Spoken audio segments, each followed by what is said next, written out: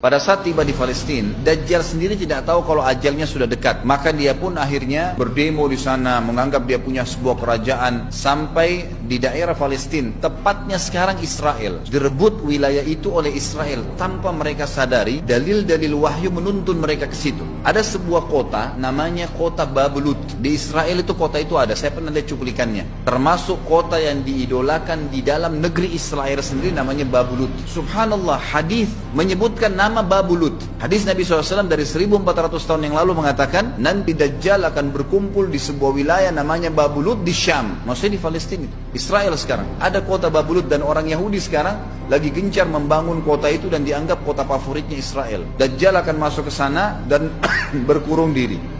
Keluar dari kota Madinah satu orang yang namanya seperti namanya Nabi Muhammad SAW, Muhammad bin Abdullah, dan dia dari turunan Nabi SAW juga. Kata Nabi SAW, akan keluar nanti seseorang dari kota Madinah, dari keturunanku yang namanya seperti namaku, Muhammad bin Abdullah. Juga sama posternya, parasnya seperti aku, sama dengan Nabi SAW, persis alisnya, rambutnya, kulitnya dari turunan Nabi SAW, tapi dari asli kota Madinah. Sebagian ulama hadis mengatakan dari turunan Hasan radhiyallahu anhu ajmain, tapi akhlaknya bukan seperti akhlakku. Tentu tidak mungkin ada orang yang sama dengan akhlak Nabi SAW. Allah mengubah dia dalam sehari semalam. Tiba-tiba berubah menjadi orang baik dalam sehari semalam. Jadi orang faham agama. Orang-orang pun akan datang kepadanya dari masyarakat Madinah berkata, engkau adalah turunan Rasulullah SAW, pimpinlah kami berperang melawan Dajjal.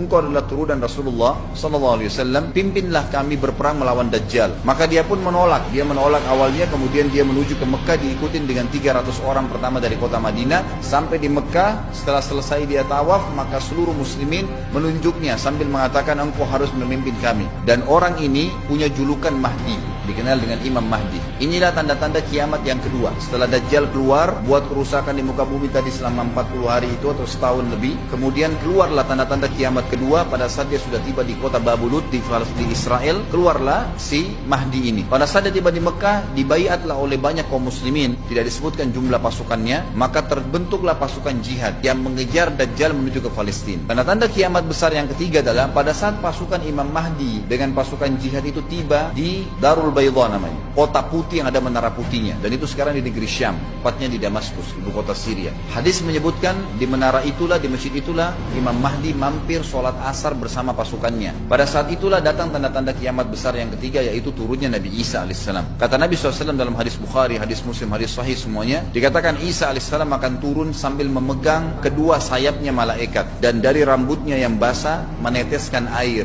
dan semua muslimin waktu itu menyaksikan. Dan ini wahyu, penyampaian, pasti terjadi. Maka dia pun turun, lalu kemudian dia masuk, dan orang-orang pada saat itu mengenalnya kalau dia adalah Isa, dan mereka sudah tahu ini masanya turunnya, keluarnya Dajjal. Mahdi sudah ada, mereka tahu akan turun Isa. Sudah ada informasi seperti yang disampaikan ke Bapak Ibu sekarang, itu multi muslimin zaman itu sudah tahu semua.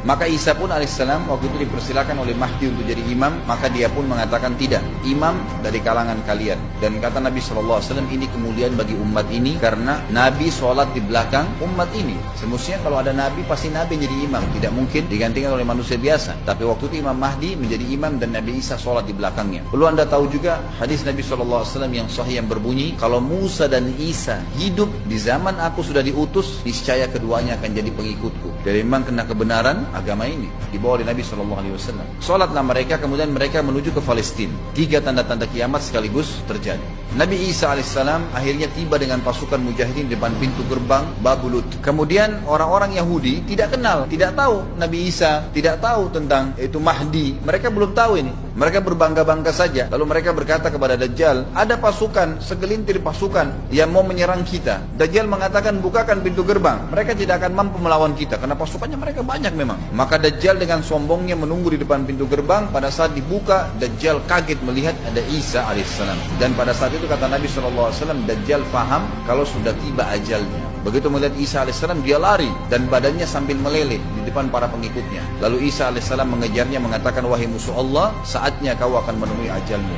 Ditusuklah dengan tombak emas di antara dua matanya, maksudnya di dahinya, ditusuk oleh Isa alaihissalam dan matilah Dajjal.